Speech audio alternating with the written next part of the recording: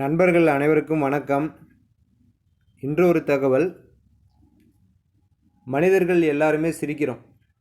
சிரிப்பு அப்படின்றது ஒரு வகையான நோயை கூட குணப்படுத்தும் அப்படின்ற மாதிரி சொல்லியிருக்காங்க. மனிதர்கள் சிரிப்பதை பார்த்து மிருகங்களுக்கு எல்லாத்துக்கும் பொறாமை.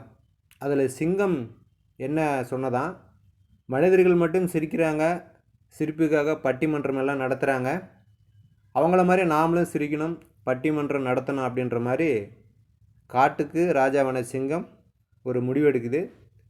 அதனால் காட்டில் இருக்கக்கூடிய எல்லா மிருகங்களையும் ஒரு இடத்துல சேர்த்துறாங்க.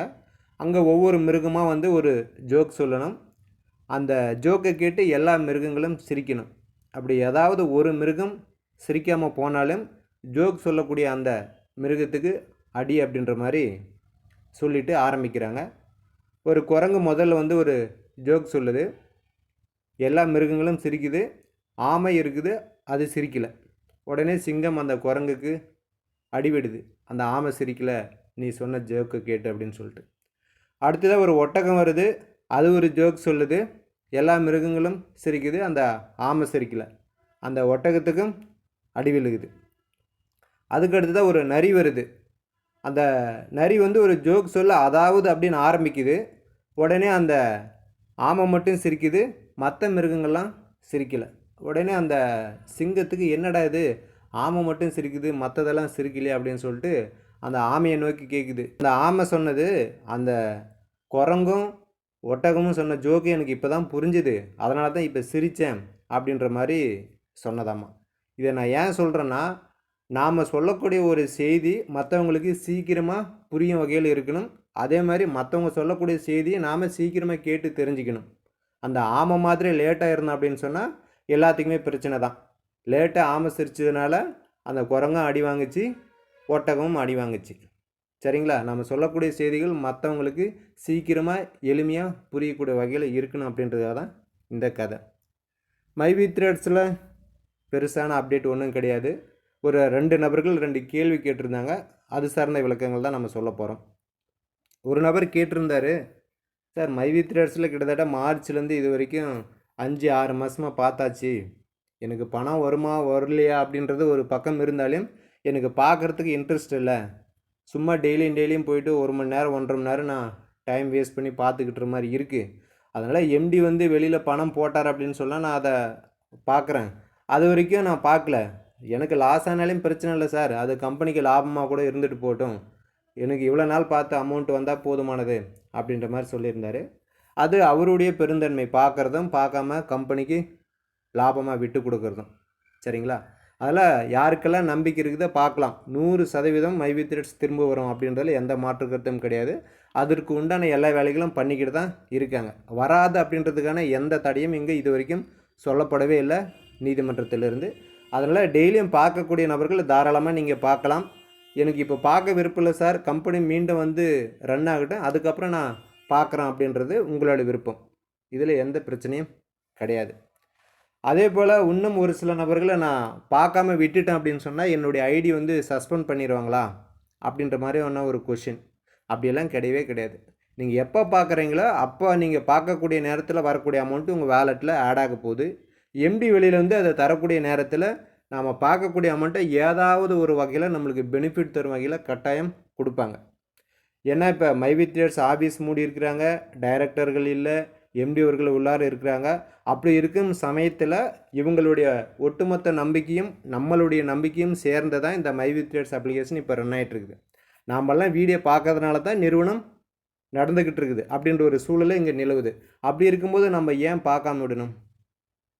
எம்டி அவர்களால் இந்த வாலெட்டில் இருக்கிற பணத்தெல்லாம் கொடுக்க முடியாது அப்படின்ற ஒரு சூழல் நிறைய நபர்களுடைய மனதில் இருந்தாலும், ஆல்ரெடி மார்ச் மாதத்துலேருந்து எம்டி சரணடைகிற வரைக்கும் இருந்த அமௌண்ட்டு ஒரு மிகப்பெரிய அமௌண்ட்டு. அப்படி அவரால் கொடுக்க முடியாத ஒரு சூழல் இருந்தால் அவர் சரணடையும் போது கூட இந்த வர்றதுக்கு நான் 2 மாதம் ஆகும், ஏன் மக்களை பார்க்க வைக்கணும், பார்த்தா இன்னும் அமௌண்ட் அதிகமாகும், நம்மளால் கொடுக்க முடியாது அப்படின்னு சொன்னால் அவர் அப்போயே கூட ஸ்டாப் பண்ணிவிட்டு போயிருக்கலாம். எப்போ நான் உள்ளார போகிறேன், வர்றதுக்கு 2 மாதம் கூட ஆகலாம், அதனால் இதிலிருந்து ஸ்டாப் பண்ணி வைக்கிறேன், நான் வெளியில் வந்ததுக்கப்புறம் ரீஓப்பன் பண்ணுறேன், நீங்கள் பார்க்கலாம் அப்படின்னு கூட சொல்லியிருக்கலாம். பட் இந்த செயலை தொடர்ச்சியாக மக்கள் செய்யணும். அப்போ தான் கம்பெனி தொடர்ச்சியாக நடந்துக்கிட்டு இருக்குது அப்படின்றத மக்களுக்கும் தெரியும். நிறுவனத்து மேலே மக்களுக்கு நம்பிக்கையும் வரும். நம்ம வெளியில் வந்து அவங்களுக்கு ஏதாவது ஒரு வகையில் அவங்க பார்க்கக்கூடிய அனைத்து அமௌண்ட்டும் உடனடியாக தர முடியலனா கூட கொஞ்சம் கொஞ்சமாக தவணை முறையாச்சும் நம்மளால் கொடுக்க முடியும் அப்படின்றதன் அடிப்படையில் தான் அவர் இந்த செயலை தொடர்ச்சியாக நடைபெறணும் அப்படின்றதுக்காக அப்ளிகேஷன் ரன் ஆகிட்டு இருக்குது. அதனால் எல்லாருமே பாருங்கள், சரிங்களா? நாம் விருப்பப்பட்டு கஷ்டப்பட்டு ஒரு நல்ல எண்ணத்தோடு செய்யக்கூடிய செயல் கண்டிப்பாக நம்மளுக்கு ஒருபோதும் ஒரு தோல்வியை ஏற்படுத்தாது. ஏதாவது ஒரு வகையில் கண்டிப்பாக பெனிஃபிட் கிடைக்கும். அது ஒரே தடவை கொடுக்க முடியலனா கூட ஒரு மாதத்துக்கு ஒரு தடவை அல்லது 2 மாதத்துக்கு ஒரு தடவை அல்லது நம்ம ரெகுலராக பார்க்கக்கூடிய அமௌண்ட்டை அடுத்த மாதம் கொடுத்துட்டு இந்த பேலன்ஸ் இருக்கிறதெல்லாம் கொஞ்சம் கொஞ்சமாக கூட கொடுப்பாங்க. இதுக்கு எல்லாத்துக்கும் கண்டிப்பாக எம்டி ஒரு வழி வகுத்து வச்சுருப்பார். முதல்ல அவர் வெளியில் வரணும். வெளியில் வந்ததுக்கு அப்புறமா இப்போ நிறுவனத்திடம் இருந்த சில ப்ராப்பர்ட்டி எல்லாமே அரசாங்கம் வந்து முடக்கி வச்சுருக்கிறதுனால அதெல்லாம் மறுபடியும் இயல்பு நிலைக்கு கம்பெனிக்கு திரும்ப வரணும், திரும்ப வாங்குவாங்க.